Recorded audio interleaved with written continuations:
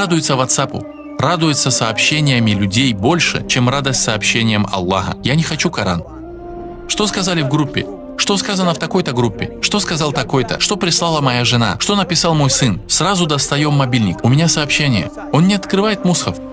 Отвечает им, радостный. Что прислали из фотографий? Что прислали из поэм? Какие последние песни? А последние аяты, которые ты прочел, какие? Субханаллах. Клянусь Аллахом, брат, у меня в телефоне мусхаф.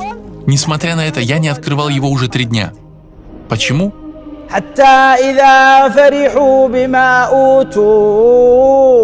Он радуется ему.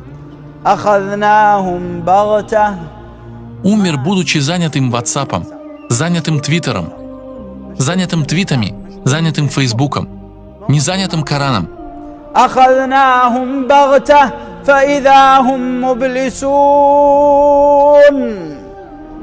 Они потеряли надежду. Все уже. Чем я могу спастись от моего Господа?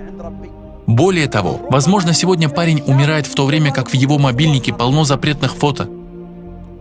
Твиттер полон запретного. WhatsApp заполнен хулой, клеветой, песнями и роликами. С этим он встретит Аллаха велик он и всемогущ. Прошу вас именем Аллаха, ответьте.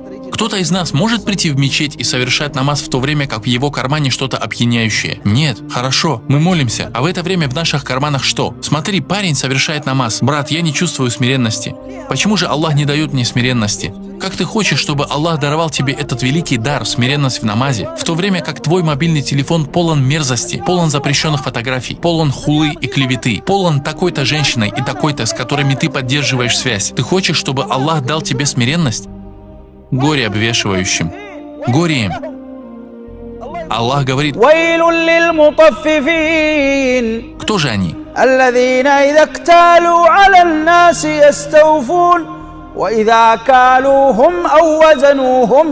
Каково же положение того, кто поступает так с Аллахом? Хочет от Аллаха полные свои права. О Аллах, сделай меня смиренным, надели меня уделом, устрой меня на работу, наставь на правильный путь мою жену, исправь моих детей. Однако, о Аллах, ни одного из твоих прав ты от меня не увидишь. Утреннего намаза нет. Намаз весь в зевоте. Послеполуденный намаз в сонном состоянии. Последний намаз через силу. Мобильный телефон полон запретных фотографий. Затем я говорю, о Господь, даруй мне, надели меня уделом. Хочет свои права, а права Аллаха не хочет отдавать. Разве это не является невыплатой прав других полностью? А Аллах пригрозил обвешивающим, горе обвешивающим. В общем, дорогие братья, чтобы не затягивать эту лекцию, я вкратце составил перечень того, какой вред исходит от